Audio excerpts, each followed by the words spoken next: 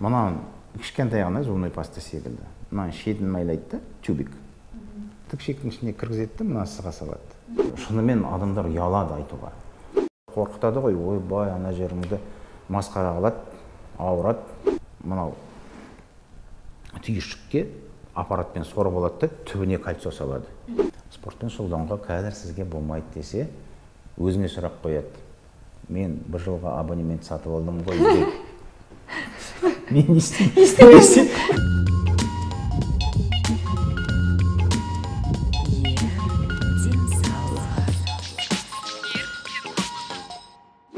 Сәлем достар, бұл Ер денсаулығы жобасы. Біз бүгін Марс Дәулетұлында қонақтамыз. Әдетте біз қонаққа шақыратын едік. Марс Дәулетұлының кестесі өте тығыз екен. Бұл кісі өте тәжірибелі проктолог, хирург маман.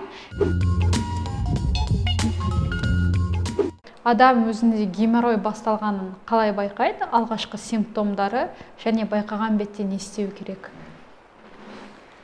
Ең біріншіден шайын ішу. Бір ауырсынады, шайын ішу қадалғандай бетеді. Содан кейін нәжіс кейде қатты болып шығады, кейде қатты су болып шығады. Сосын қағазбен сүрткенде олар өздері көреді, қан болады, іздер, аздап қана. Содан кейін уақыт өткеннен кейін ол мына қаның тек қағазда ғана болмайды, нәжісте болады унитазда. Соның белгілері, оны қағазда бірінші белгі болғанда мүмкіншілік болса ертерек жазылып келіп, проктологқа көріну үшін тазартатын клизма жасау керек. Оны колл-центрда бәрі түсіндіреді, қалай не істейтін. Тазарынып келсе, сонда қазір енді 21-ші ғасыр саусақпен диагноз қойылмайды ғой. Оны оптикамен көріп, монитордан көрсетіп, дәлелдеп, осындай диагнозыңыз бар, геморройыңыз бар деп ем ұсынамыз. Клизма жасап келу міндетті ма? Міндетті түрде. Клизманы қалай жасайды адам үй жағдайда? Қазір микроклизма деп аталады. Мен сіз қаламыңызбен көрсетейін. Мынау кішкентай ғана зубной паста секілді. Мына шетін майлайды да, тюбик. Тік шектің ішіне кіргізеді, мына сыға салады. Болды. 5 минуттың ішінде өзі айдап шығады. Тап-таза болып келеді. Ешқандай груша, кружка S марқа дегендер 2 литр су құйып, бұрынғыдай әрекет жасайтын керек жоқ. Жыл санап бәрі жеңілденіп келеді. Жеңіл өте. Бағасы да өте арзан. Аптектерде сатылады. 2-3 сағат бұрын жасап келуге болады. Қанша сағат? 2-3 сағат бұрын. 2-3 сағат бұрын. Ал сіздер қалай емдейсіздер геморройды? Физиолечение бар. Медицинский лазер деп аталады, сәулесімен емдейтін. Ешқандай ауырсынбайды, шығатын жерге көдеудің тұсына қояды. Соның сәулесі ішіне кіреді, ананың ісігін қайтарып, тамырларды тартады. Воспалениесі кетіреді, жара болса жазылады. Енді свеча салатыны бар, мазь бар салатыны. Израильден келген мазьдар бар, аптекте сатылмайды, соларды емге қосып береміз. Енді бұлай емдеген операция ол бір.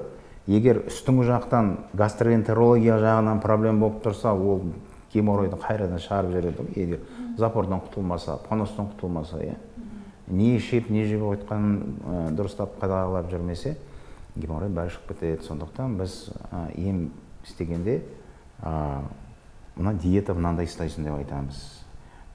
2 литрға дейін сусын ішесің деп айтамыз. Таңертең аш қарынға бір ас қасық зәйтүн май ішсеңіз, нәжісіңіз жұмсақ болып шығады деп соны бүкіл кеңестерді береміз. Көбінесе көкөністер жейсіз деп осындай нагрузка жасамаңыз, көп отырмаңыз, ауыр көтермеңіз деп кеңестер береміз. Ал егер енді болмай бар жатса, бізде операциясыз, жаңа өткенде айтып өттім, латексный лигирование деп аталады. Мынау түйіршікке аппаратпен сорып алады да, түбіне кальций салады. Түбіне кальций салғаннан кейін, қан жүрісі дұрыс болмағаннан кейін өзі түсіп кетеді. Адам сезбейді кальций тұрған, больницаға жатпайды, ауырсынбайды.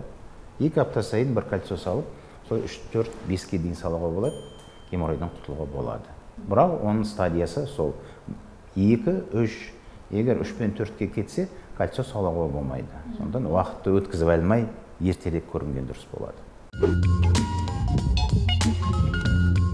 Қандай факторлар көтеретін? Факторлар да көп факторлар көп. Факторларды айтсаңыз көтеруге алып келетін.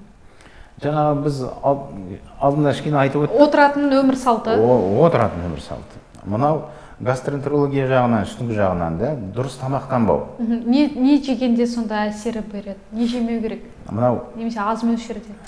бір тілім ет жесеңіз, қасына бір лист салат, бір көкөніс болсын, оны бірге помидор, бірге жеп отырсаңыз, сонда анау қортылғанда жұмсақ болып шығады, қатып қалмайды деп. Көбінесе 2 литрға не сусын ішуге керек деп айтамыз. Дұрыс тамақтанбау, суды аз ішу, енді ауыр көтеру, ауыр спорт.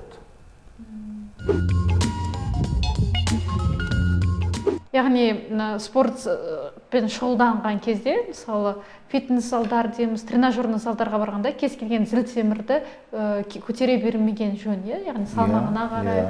Өйткені ауыр көтеру соңында нәтижесі мысалы көтеруге алып келу қаупі бар. Кейде мынандай кеңес бересің ғой, қарағанда сіздің геморройыңыз мынандай стадияға кетіп барады. Сізде белгілі ондарыңыз бар, клиникасы бар, қанап жатыр. Спортпен шұғылдануға қазір сізге болмайды десе, өзіңе сұрақ қояды. Мен бір жылға абонемент сатып алдым ғой деп. Мен не істеймін? Сонда таң қаласың да, денсаулық не ойламайсың, ақшам текке кетіп қалды, абонемент сатып алдым деп маған сұрақ қой, мен не істеймін? Маған беріп қал. Ақша. 3 айда бір рет тексеріліп отыру керек десе, ол неше жастан бастап? Қазір оны жасарып келе жатыр геморройыңызда.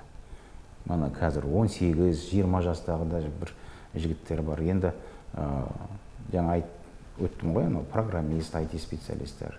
Оны мектепті, институт бітірмейді, компьютерден бас көтермейтін балалар болады ғой.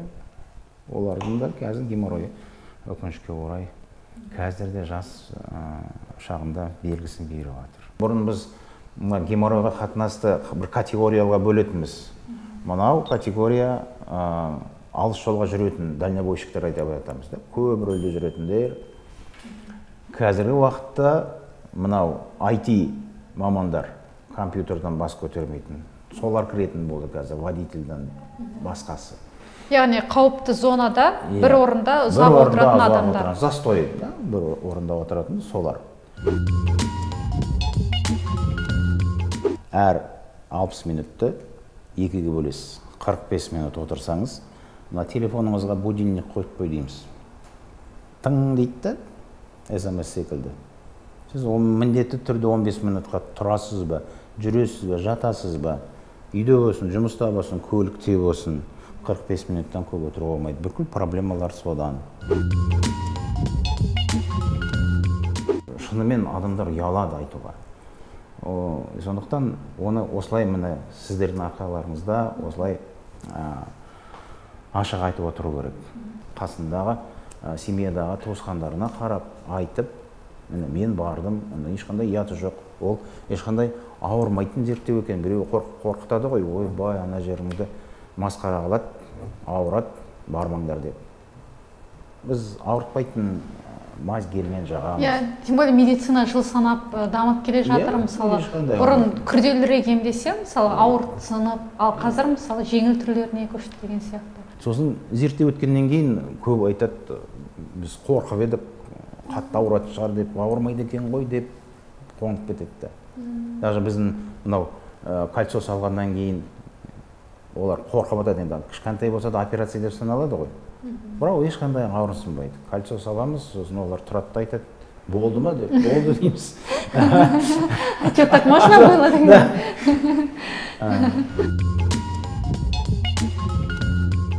Алдағы бөлімдерде ерден саулығына қатысты өзге де сұрақтарды қозғаймыз. Егер де сізді мазалайтын қандай да бір сұрақтар болса, пікірге жазсаңыз болады, мамандар міндетті түрде жауап береді.